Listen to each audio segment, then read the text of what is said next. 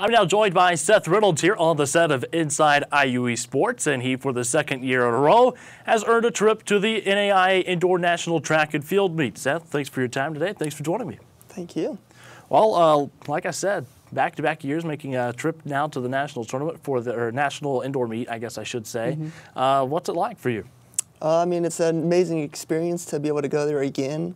It's going to be nice to be able to have that last year already under my belt, be able to kind of go through and already know what the routine's going to be like. This year we were able to face some stiffer competition, so I feel like I kind of have like a better advantage this year than I did last year, so hopefully I can improve my time and get another All-American status. Yeah, for sure. Well, you mentioned the routine. Just walk us through what that's like for you. It's a lot of stress, you know, because building up to the meet, when you first get there, it's kind of overwhelming at first. And then your routine kind of changes a little bit because it's not like most meets where you just go to the starting line, wait a couple minutes, and you go. You got to check in about 10 minutes early before your race, and then they walk you down. So you warm up 10 minutes like earlier than you do. So about an hour and a half before the race, you want to start stretching a little bit, get the muscles loosened up, and then you go into your more dynamic and static stretches. But you just try to make it as much of a normal meet as you possibly can. Sure. All right. Well, you've mentioned earlier 60-meter hurdles is what you compete in. All-American last year there. Just tell us a little bit about that race for you. The race last year was it's an amazing experience. I think I was ranked like 22nd before the prelims were. Me and Coach were talking. I had a good heat to run in.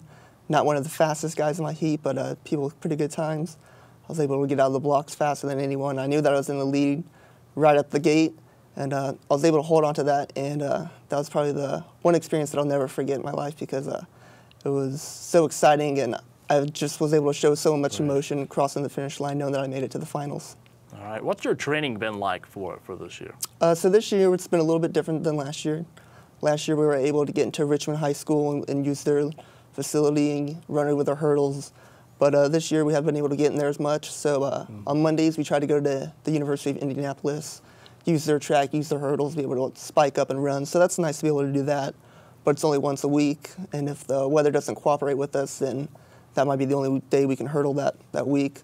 So it's been difficult sometimes, but with the weather warming up now and how it was earlier this year, it hasn't been too bad to be able to get out and get some hurdles in. Sure. Well, you were able to qualify by placing well. You won the conference championship in the 60-meter hurdles at the first indoor conference meet this year. Tell us about that race. That was an exciting experience. I loved our indoor conference meet. It was a lot of fun to have. We had a lot of people who placed really well, and it was exciting to be able to win the 60 hurdles and be a conference champ. That's always something that's very exciting and fun to do. I think it's a great thing for our conference to have the Indoor Conference Championship, and I know we all had a lot of fun with it. All right. Well, with the location changed this year, we talked a little bit about that before we went on the air. Last year it was down in Johnson City, Tennessee. This year, go to Pittsburgh, Kansas. What do you expect to see out of that location, maybe compared to Johnson City? I'm excited for Pittsburgh, Kansas, because Johnson, Tennessee, their track was only 6 lanes, and it kind of looked like an indoor basketball facility. So finals was ran in 2 different heats, which is very unusual, and then that's the only time I've ever done that. So I think being able to run 8 lanes is going to help everyone who runs because you're going to be able to compete with all 8 competitors, not just 4 and 4. Okay. So hopefully that'll help push me a little bit further and help me do a little bit better. Right. Well, you also mentioned before we went on the air, last year you went for the outdoor track and field nationals too, correct? Yes. So how does the indoor season help set you up for the outdoor season? Because obviously there are some differences. Indoor season is definitely a lot more speed. You only got the 60 meters to go. If you're not first to that first hurdle, then the chances of you winning aren't very high. So it's really important to get to that first hurdle, build that speed, and then building that speed in the indoor season helps you outdoor where you can build the speed and carry it through the rest of the 60 meters and finish strong with that. And how does this help set you up for the outdoor season? I think it makes me a lot more prepared.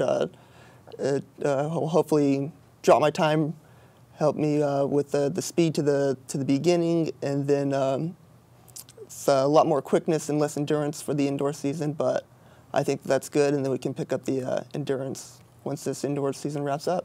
All right. Well, thank you for your time. Best of luck. Thank you. There you have it from Seth Reynolds. As we mentioned, he qualified for the NAIA Indoor Track and Field National Championships. That'll be held in Pittsburg, Kansas on Friday, March 2nd and Saturday, March 3rd. For more information on that, be sure to visit IUERedWolves.com. With that, we'll go ahead and take a break and be back with more Inside IUE Sports.